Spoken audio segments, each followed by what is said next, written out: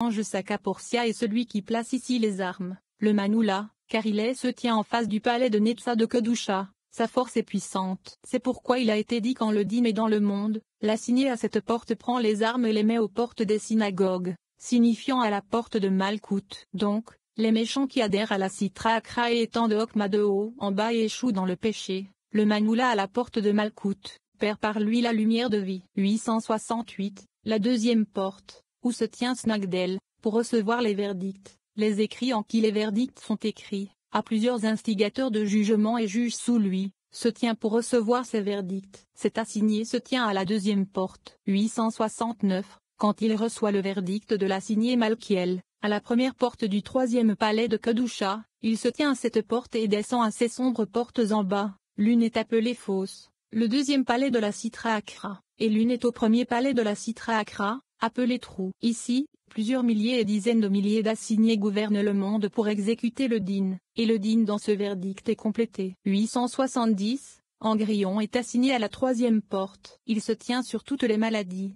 douleurs, percolations, et feux des os, en qui il n'y a pas la mort et qui s'étendent des dînèmes de gauche, car plusieurs milliers et dizaines de milliers sortent de lui, assignés avec lui sur toutes ces maladies et douleurs. 871, la quatrième porte. L'esprit Askara qui a été créé durant la diminution de la lune, se tient sur la mort des enfants. Il apparaît devant les enfants, rit avec eux jusqu'à ce qu'il les met à mort. Il leur apparaît comme une femme, comme la mère d'un enfant, qui les allaite, riant avec eux, les attrapant et les tuant. 872, au milieu de ce palais se tient l'esprit à guérison, assigné sur la mort des 13 à 20 ans. Leur mort pas la main de cet assigné est dans sa connexion avec le serpent, qui se tient avec lui et qui le suit. Il s'appelle donc l'ange de la mort. Très bien, comme il est écrit et voit, c'est très bien. 873, deux esprits se diffusent et sortent d'ici, Kourou et Fureur, qui étaient assignés sur tous ceux qui entendent une grondeur de celui qui s'engage dans la Torah. Quand celui qui s'engage dans la Torah les gronde pour ne pas marcher dans le droit chemin, ils ont confiance en sa gentillesse et ne s'en inquiètent pas. Et de plus, sur tous ceux qui rient et se moquent des mots de la Torah ou des mots des sages. 874,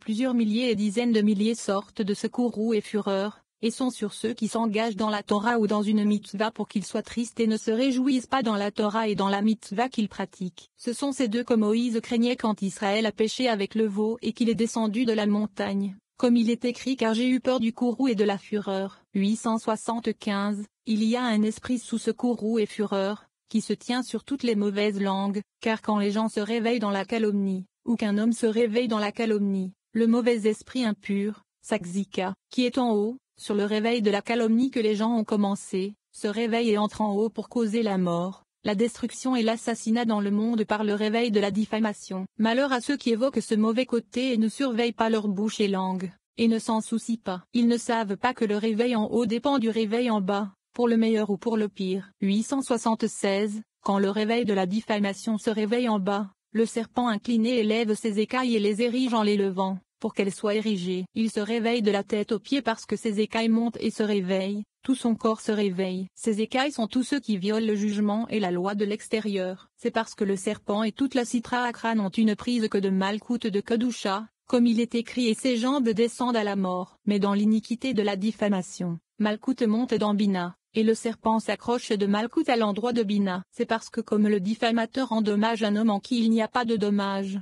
il en est ainsi en haut. Le din de Malkout, Manula Dambina, monte, faisant un dommage à l'endroit où il n'y a pas de dommage. C'est pourquoi il a été dit que le réveil d'en haut dépend du réveil d'en bas. Malkout du serpent a été faite de la sévère Midadin qui s'étend de Malkout de Kedusha qui n'est pas adouci. Ses écailles, sa peau et sa queue sont Malkout du serpent. Et il a été dit le serpent incliné élève ses écailles et les érige en les levant, signifiant élève sa Malkout, la sévère Midadin, appelée écailles, à l'endroit opposé à Bina de Kedusha, car en causant l'iniquité de la diffamation, Malkout monte à l'endroit de Bina, permettant au serpent de s'accrocher aux dînèmes qui descendent de Bina. Nous considérons qu'il y élève ses écailles à tous ceux qui violent le jugement et la loi de l'extérieur. Ils sont les saboteurs qui s'étendent de l'extériorité de Malkout, la sévère Midadin. 877, tous ceux qui violent le jugement et la loi et s'accrochent aux mauvais mots que l'homme a dit, et s'éveille vers le serpent incliné, le mal du serpent. Alors tout le mauvais corps du serpent s'éveille de sa tête aux pieds pour endommager tous les palais, toutes les écailles de sa peau descendent,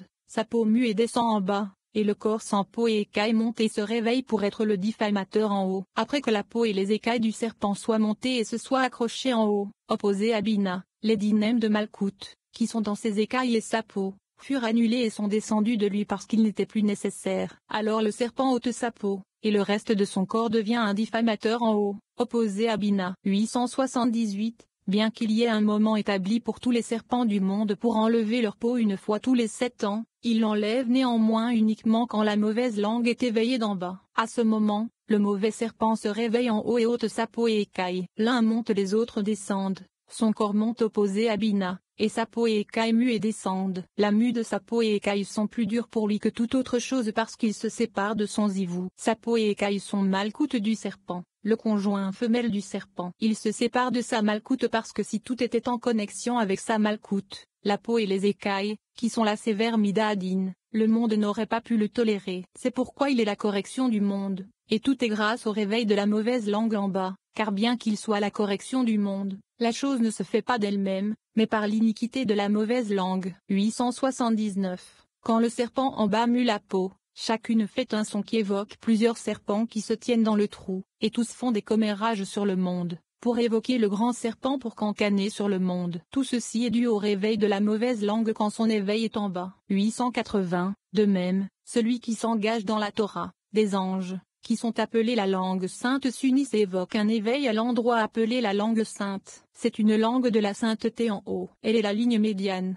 le pivot de la balance, unissant la droite et la gauche l'une à l'autre, car alors la Kedusha apparaît sur eux, et plusieurs saints s'éveillent de tous les côtés. Heureux sont les justes qui font que les Kedushot s'éveillent en haut et en bas, la Kedusha d'en haut dans Bina, et la Kedusha d'en bas dans Malkout. 881. Il est écrit de ceci: sanctifiez-vous et soyez saints. Sanctifiez-vous sont les premières eaux, appelées eaux supérieures. C'est la Kedusha d'en haut, Bina. Et soyez saints sont les eaux inférieures, les dernières eaux, Kedusha d'en bas, Malkout. La nourriture est au milieu, entre les premières eaux et les dernières eaux. Donc, la nourriture n'est pas dans les dernières eaux, Malkout, mais dans les premières eaux, Bina, car les premières eaux sont d'en haut, de Bina, où la nourriture est suspendue, car tous les moquins sont de Bina, et non des dernières eaux, Malkout qui reçoit de Bina, et qui n'a rien par elle-même. Le secret est donné au Saint supérieur. Heureux sont-ils dans ce monde et dans le monde à venir. Le 4e palais de la Sitra Akra est le démérite, correspondant à l'argile boueuse,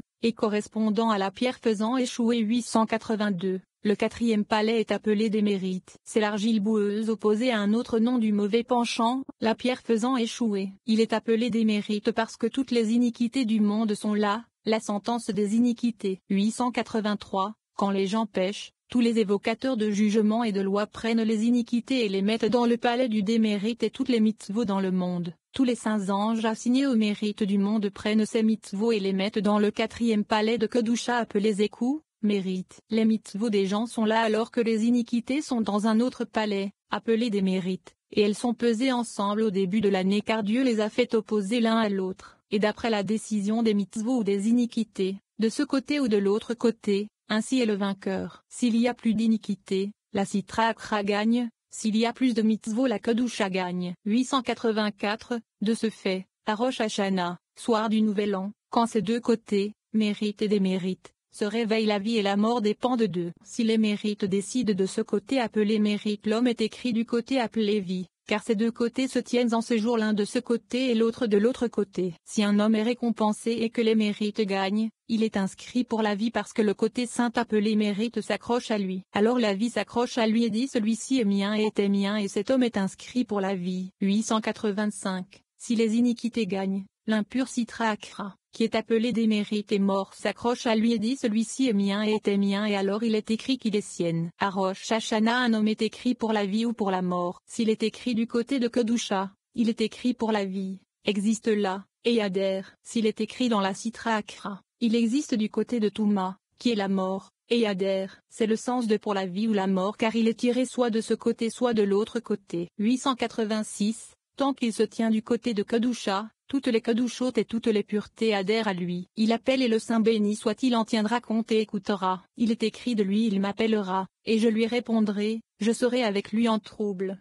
et je le sauverai et je l'honorerai. Je lui procurerai une longue vie et je lui montrerai mon salut. Tant qu'il se tient du côté impur, toute la Touma et tous les mots adhèrent à lui. Il appelle mais il n'y a personne pour l'écouter, Il est loin du saint béni soit-il. Il est écrit de lui le salut est loin des méchants. Il est également écrit même si vous multipliez la prière je n'écouterai pas. 887. Ce palais est l'endroit de tous ceux qui sont appelés autres dieux, car ils apparaissent ici. De plus, ici sont tous ceux qui tentent les gens par des plaisirs de ce monde, la fornication pour se réjouir des délices de l'adultère de ce monde, les attirant par les plaisirs et l'adultère de ce monde. 888. Dans ce palais, un fort esprit gouverne tout le monde. Lui aussi est appelé El, comme l'esprit dans le 4e palais du côté de Kedusha. C'est un dieu étranger, qui tente l'homme qui s'engage dans la Torah ou qui se tient dans le séminaire. Et l'homme pense plusieurs pensées. L'esprit dit il est préférable d'aller dans une société qui est arrogante envers les gens qui suivent les belles femmes et se réjouissent de plaisir du monde. Une fois que l'homme a été séduit par lui,